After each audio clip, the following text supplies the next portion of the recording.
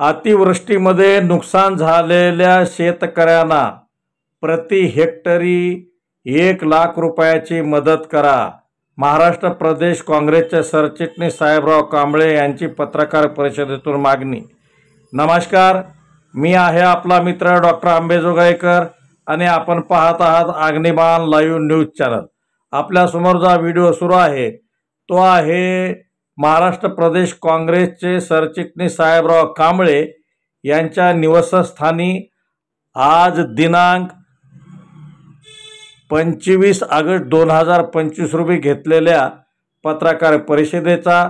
आणि या पत्रकार परिषदेतून साहेबराव कांबळे यांनी ज्या शेतकऱ्याचे नुकसान झाले आहे त्या शेतकऱ्यांना प्रति हेक्टरी 1,00,000 रुपयाची मदत करावी अशी मागणी केलेली आहे। त्याचबरोबर सहस्त्रकुंड जलविद्युत प्रकल्प करण्याची गरज नाही आणि तो रद्द करण्यात यावा अशी सुद्धा त्यांनी या पत्रकार परिषदेतून मागणी केलेली आहे।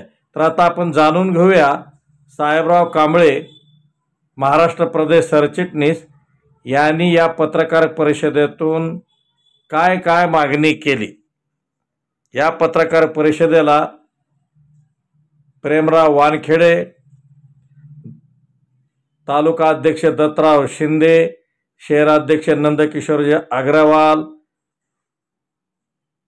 जिल्हा परिषदेचे माजी बांधकाम सभापती राम देवसरकर तसेच मोठ्या प्रमाणात पत्रकार मंडळी हजर होती।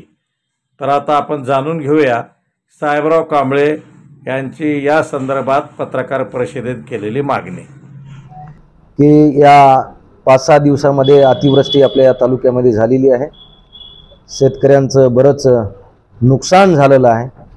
त्या निमित्तानं आमचे नेते आदरणीय बाबूजी, दुसरे नेते राम पाटील देवसरकर, तालुका अध्यक्ष दत्तरावजी शिंदे आणि समन्वयक आमचे आदरणीय वानखेडे साहेब, प्रेमरावजी, आम्ही सर्वजण आपल्याला संबोधित करणार आहोत। काही गोष्टी आम्हाला आढळून आलेल्या आहेत, त्या गोष्टीचा आम्ही ओहापोह आपणासोबत करणार आहोत। आणि या ओहापोह झाल्यानंतर ज्या काही बाबी आहेत त्या बाबी आपल्या माध्यमातून शासनाच्या निर्देशनास आणून द्यावे या दृष्टिकोनातून आपल्याला इथं बोलावण्यात आलेलं आहे। आपण सर्वजण इथं आलात त्याबद्दल सर्वांचं मी स्वागत करतो।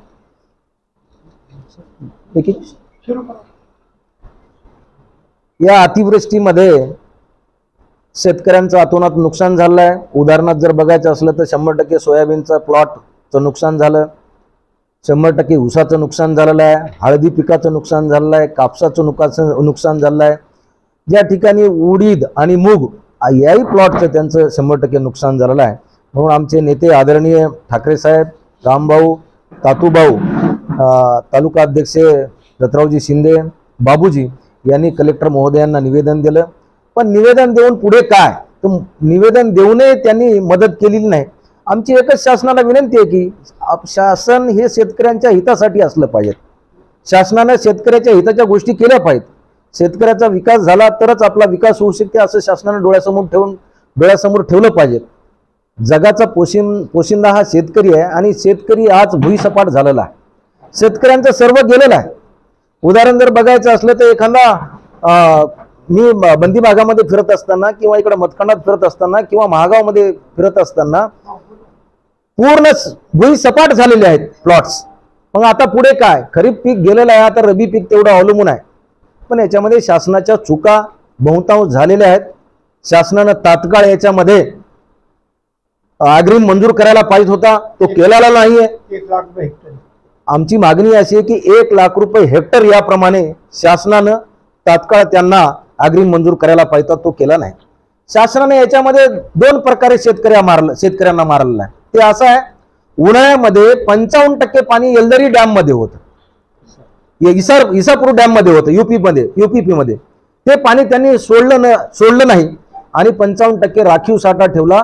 त्याच्यामुळे उन्हाळ्यामध्ये या नदी तीरी जे असलेले पूर्ण गावाचं सर्व क्रॉप वाया गेलेला आहे। त्याला कारणीभूत शासन आहे। आणि काय झालं, आता या ऑगस्ट महिन्यामध्ये जो अतिवृष्टी झाली त्या अतिवृष्टीमुळे डॅम तात्काळ भरल्या गेला आणि ते पाणी सोडल्या गेलं आणि ते पाणी सोडल्या गेल्यामुळे पुन्हा नुकसान शेतकऱ्यांचं झालं.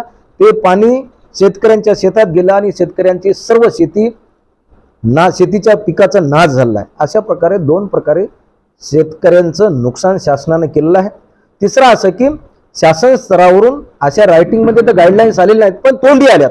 तोंडी काय आल्यात? त्यांनी मुगाचा सर्वे करा, सोयाबीनचा करा, कापसाचा करा, तुरीचा करा, या इतर क्रॉपचा करा, पण त्यांनी ऊसाचा हा मुद्दा त्याच्यात घेतलेला नाही. आणि खरं पाहिलं तर ऊस, आम्ही प्रत्यक्ष काका आम्ही जायमुखेवर गेलो, रामभाऊ गेलो, आम्ही जायमुखेवर गेलो, त्या ऊसाच्या कांड्याला खाली जे एक डोळा असते त्या डोळ्यावर माती साचली. त्या माती साचल्यामुळे त्याला एक पील फुटेल आणि पील फुटल्यामुळे त्या ऊसाची ग्रोथ होणार नाही आणि ते ऊस मोडीत काढावं लागेल. अशा प्रकारचं त्या ऊसाच्या प्लॉटचं नुकसान झालेलं आहे. ते सुद्धा शासनाने भरपाई तात्काळ करून द्यावी. त्याचं कारण असं आहे, 2006ला अतिवृष्टी झाली, शासनाने दुष्काळ जाहीर केला, काही प्लॉटचा, काही मंडळाचा, काही तालुक्याचा, काही जिल्ह्याचा. त्यावेळेस ऊसाच्या याला अनुदान दिलं. त्याच्यानंतर 2012ला तत्कालीन शासनाने सुद्धा अशाच प्रकारचं ऊसाला अनुदान दिलं. पण त्याच्यानंतर आतापर्यंत जे काय झालं ते शासनानं कुठल्याही प्रकारचं ऊसाला अनुदान दिलेलं नाही. तेव्हा तुमच्या माध्यमातून विनंती करतोय शासनाला की तुम्ही एक लोकशाहीचा तिसरा स्तंभ आहात. याच्या माध्यमातून विनंती करतो की तात्काळ आपल्या वतीने शासनाला सुद्धा आमच्या भावना कळवा आणि शेतकऱ्याला न्याय देण्याचा प्रयत्न करा, असं मला वाटतं.